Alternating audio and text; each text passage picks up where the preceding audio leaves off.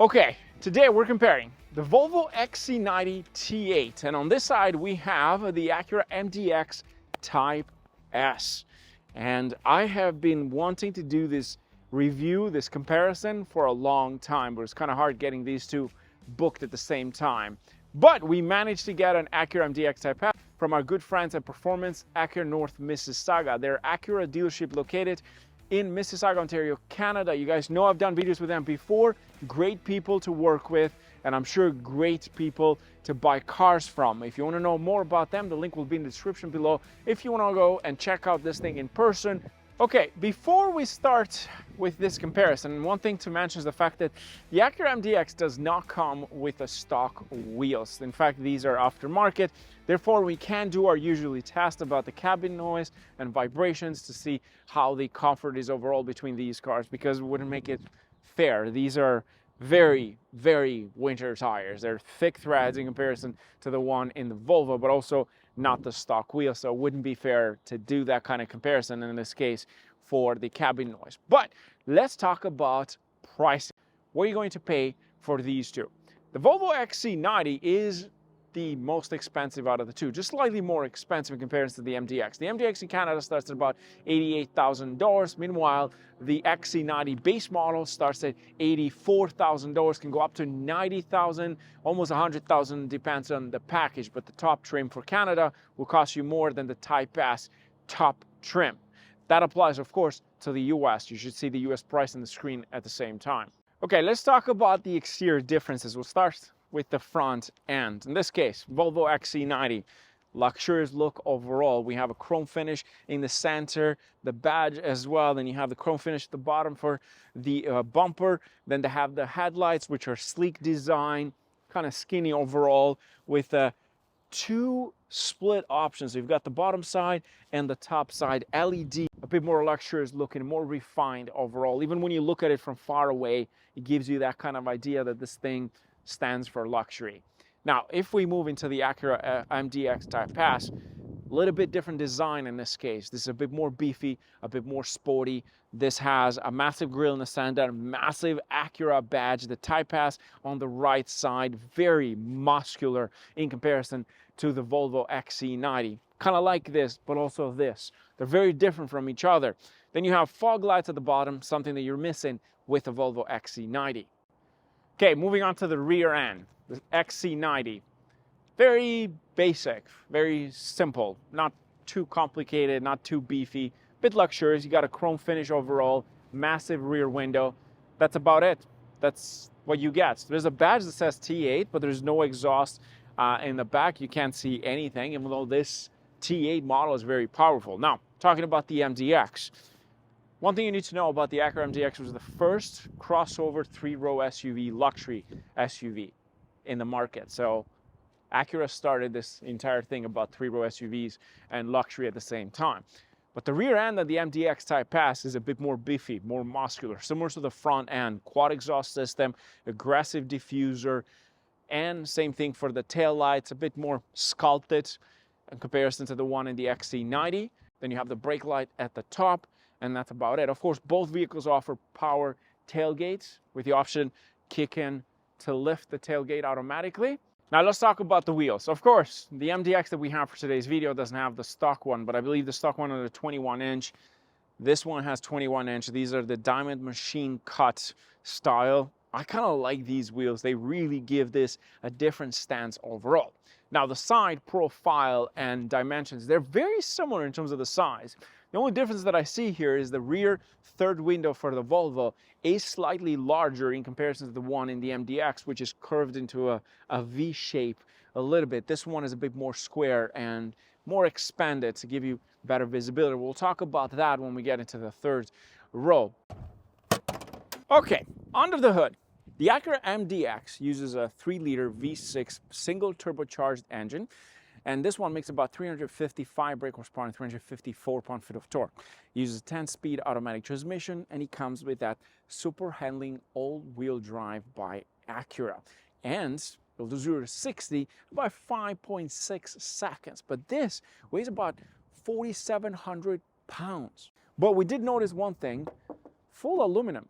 which is nice, and it's super, super light. Now, let's talk about the Volvo. Okay, the Volvo on this side, which has a large hood, also very light, but massive, and it opens up pretty high. This bad boy uses a 2-liter inline 4, and you're probably wondering, my God, that's gotta be slow. Well, this is a plug-in hybrid, something you don't get with the MDX Type S, or MDX for that matter at all. But this one makes 455 brake horsepower and 523 pound-feet of torque. It is equipped with an 8-speed automatic transmission. It is, of course, all-wheel drive, but the reason why it makes so much horsepower is because it's a plug-in hybrid that uses a 14.9 kilowatts battery to make it fast. It will do 0 to 60 in about 4.5 seconds. But here's the interesting fact. This bad boy weighs 5,200 pounds, which makes it about 500 pounds heavier MDX Type S, which is 4,700 pounds. But here's also another interesting fact. We're going to drag race these two this weekend, so stay tuned for that video. In terms of cargo space, the Acura MDX behind the third row offers 16.3 cubic feet of space. Meanwhile, behind the second row, it offers 39.1. And behind the first row is 71.4 cubic feet of space. Meanwhile, the Volvo XC90 does offer more space overall. Behind the third row, 21.8 cubic feet of space. Behind the second row, 49.6 cubic feet of space. And behind the first row, 80.3 cubic feet of space, which again is more than what the Acura MDX offers. Now here's one of the biggest issues with the Volvo XC90 in terms of usability and practicality. It's nice that you can fold the third row seat from here. It has a lever at the top. But if you want to unfold them, unfortunately you have to go through here to do that, because the problem is that it doesn't have any latch or anything to grab on. So for me, thankfully I'm tall, I have to reach all the way to do that one by one, because there's nothing here. But you can just fold it like that, which is nice and easy. It just makes it hard. The Acura has thought about something else. You see, they've created this with two functions. One is to fold the seat, and then the other one is to use it as a latch to pull. And there you go. I think that's pretty smart and also great practicality. On top of that, with the Acura, you do have a button on the side. You press that, and it takes a couple of seconds to close it. It's a walk-away option. And look at that.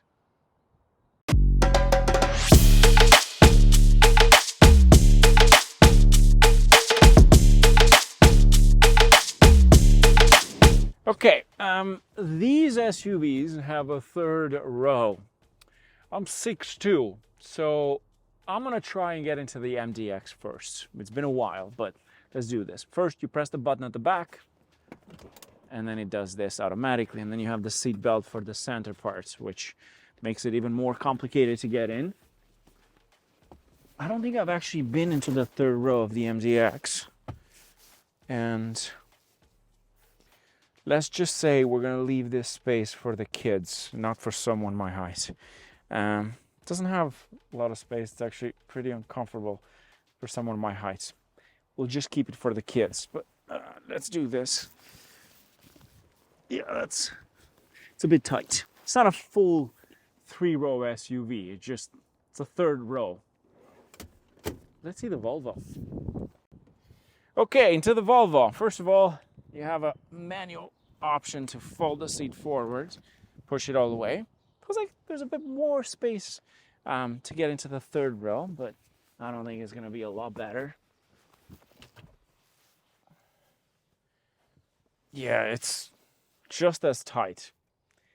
Definitely leave the third row for the kids. It's just not, it's not that useful. I'm a tall guy, I'm 6'2", so third row, not a good option. If you're maybe 5'6", 5'4", you'd fit in here. Not comfortably, but just enough. But I do have to say, just slightly easier getting out from here. And that's about it. Now let's talk about the second row. First of all, on the door side, we got the sunshades. There's a lock button over here and nice finish interior. The seats, it can be moved back and forth to adjust. Same thing with the second one and same thing with the third one. Another thing you need to know is the fact that this offers up to 7 seats. So you get 6 or 7. In this case, we have 7 seats. But what's even more interesting is a cool feature that the Volvo comes with that you don't get with the Acura in this case. See, this is a standard seat, and if you have a child that needs a booster seat, guess what? There's a lever here, you pull that, push it all the way back, and now you have a booster seat. So you don't have to buy one, in case if you have a Volvo. And that's about it. And then if you don't need it as a booster seat, you can use it as a normal seat. You can also fold this completely, like that, in case if you have something long. And then they didn't think about putting the latch at the top, but I have to have it on the side, which I'm about to scrape my hand. See, not so smart. Like, and then you do that to fold it. Just put the latch at the top. There's no point. And then there is an arm rest in the center, which is pretty small and different from what I'm used to, with 2 cup holders. And that's about it. Now, let's get inside and let's talk about space. So as I said, I'm 6'2", so this will give you an idea of how much space you get. It feels a little bit tight here, although I could do that. Actually, that was the maximum. It does feel a bit tight, not as roomy. I expect it to be a bit roomy in the second row. Tech features, what do you get? Well, there is a small screen in the center that you can use for a climate unit, and it does come with heated seats in this case. There is 2 USB-C ports in the center, some space in the front, and that's about it in this case. But it does have a full panoramic roof, which is nice. Let's jump into the Acura. Okay, onto the Acura. Same thing, we got a sunshade for each door. There's no lock button here, there's just for the window switch, and that's about that. You can move the seat forward. In this case, with this one, you get 7 seats as well. So you get 3 in here, 2 in the back, and you can also get a 6-seat option. Now, let's jump inside. It's roughly about the same space overall. In fact, I put the seat in the front as if I was a driver, so that way to give you an idea how much space you get overall. Tech features, you get a climate unit in the center with heated seats in this, a little small screen where you get some buttons. There is 2 USB ports in this case, and there is a 115 volt charge, and there is a 12 volt power outlet. Now, the center seat. Unlike the Volvo, which turns it into a booster seat, in this one, you can actually take it off completely. Besides the fact that you can use it as a armrest and cup holders. There's a latch over here. You pull that, and you can get rid of this completely in case if you need the space in the center. But if you do need to use that, guess what? It does have ISOFlex, so you can put the baby seats in the center, which in most cases you're supposed to put it in the center, just safety feature, but it does give you the option for right side ISOFlex, middle, and the left side. You also get a full panoramic roof with the MDX Type S, which is a nice add-on. Let's jump into the front row, and we'll start first with the Volvo XC90. It has a scroll button to turn it on. You get used to it. And you jump inside. Here's one thing you notice with the Volvo. When you jump inside, it's welcoming, it's different, but it's very minimalistic in this case. You don't get many buttons. There's only a 9-inch screen in the center. There's some buttons underneath that, and that's about it. So if you like that kind of design with a tablet in the center, this might be the best choice, but you don't get that many buttons. The audio system is by Bowers & Wilkins, which gives you a 1400 watts subwoofer with 19 speakers. But you can also get the Harman Kardon one, which gives you 14 speakers at about 600 watts. But in this case, we have the Bowers & Wilkins, which is a great audio system. It has a full digital screen, you get a heads-up display, and that's about it. It is very minimalistic, but yet it feels luxurious. Anyhow, let's get into the details. Let's start first with the driver's side. It has a nice steering wheel, hand stitched. In fact, you can see the stitching coming off a little bit here. Clearly they did a great job. The design is nice, although a bit weird. Here's why. I always think that the left side is for the audio system because it has the plus and minus, but that's actually the cruise control. And on the right side, you have the audio system with arrows, which is like the seeker, and then you have the volume. And then this is for you to control the infotainment display, which shows the map, which is nice. But the steering wheel feels nice, I have to say. It's really grippy, and it does feel very luxurious. You can adjust the steering column manually, which you don't expect that from a car that is like 90,000. I thought it would have power steering column to adjust. And that's about it. Now, let's move into the center. The screen is 9-inch. It's a tablet style. It is powered by Android in this case. You get Apple CarPlay. There's built-in Google Maps, which requires connection to data, so like a number. And you can do that like this. And you can also update this thing over the air, which is quite nice. The climate unit, it's in here because it doesn't have any buttons, and you can control everything from the sides. And then also for the seats, you got ventilated seats and heated seats, and of course heated steering wheel in this case. I don't believe you can control the rear climate unit from here. In fact, maybe you go here, but that's about it. But it does give you a lot of options to control the climates, including the heat level, auto steering heat level. So in case if it's too cold outside, it automatically turns it on.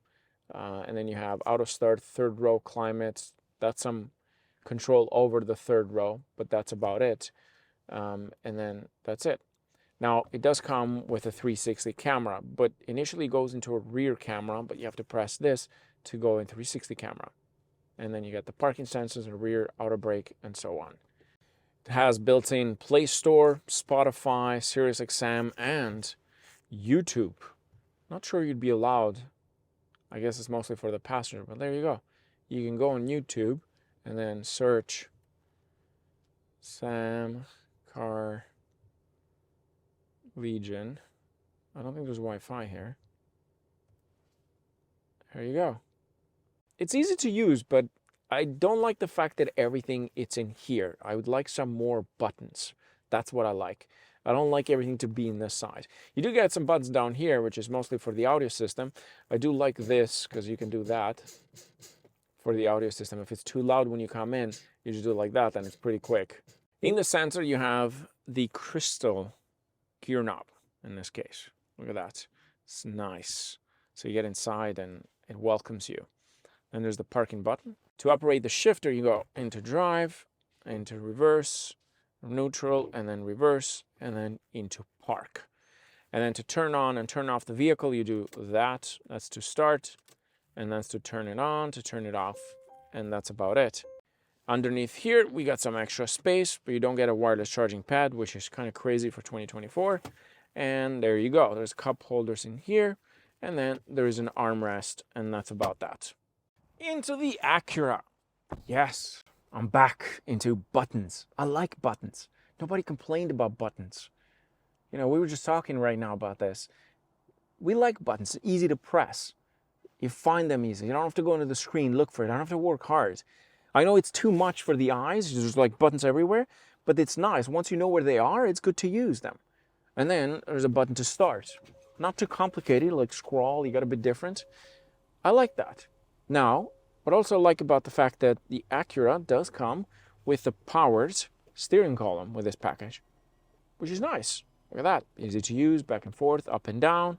Really nice overall. But there's buttons here. There's also a bigger screen. Now, I've said this before, that I'm not a big fan of Acura's infotainment display. Why? Because it is not touchscreen. You have to use this. I have not gotten used to it. So I'm just going to say that. The steering wheel in the MDX, of course, for the Type S, nice and grippy, sporty, perforated, and you have red stitching all around, Type S badge, paddle shifters in the back. It's all about sporty in here. That's the idea. Most importantly, buttons. Yes, more buttons, scroll buttons, buttons everywhere. I like that. Left side, you can turn off the screen, turn it on, heated steering wheel is right there, the volume, voice control, apps, and on the right side is your cruise control. Everything is here. There's more buttons over here. You press that, that's for your camera. You can press this thing here to turn on the camera from here. I love that. There's a digital screen, which is nice. You can change the driving modes, and it also put into all the way to sport mode. Now this one is equipped with air ride, and it adjusts the heights based on the driving mode. The XC90 has an air ride, but it's only for the rear sides. That's just for leveling. This one has it all around, and it changes based on the driving mode. And you can do that from here. And look at that. We're going to put it into normal mode. Then there's a heads-up display, which is nice. But overall, I like this. This is very nice. And you got all the buttons you need right there. The infotainment, of course, it is not touchscreen. I have to use a trackpad in the center. Some people have said that they own a TLX or the MDX. They've gotten used to it, and it's a lot easier for them. Maybe because they daily drive that car, therefore you get used to it with time. It's like everything else in life. I just have a hard time with this thing. It's nice. It's quick. The trackpad is quick. It's just there's too many things. I hope they change it. I'm sure there's a new facelift version of this, or maybe it's going to get a new system. I don't know.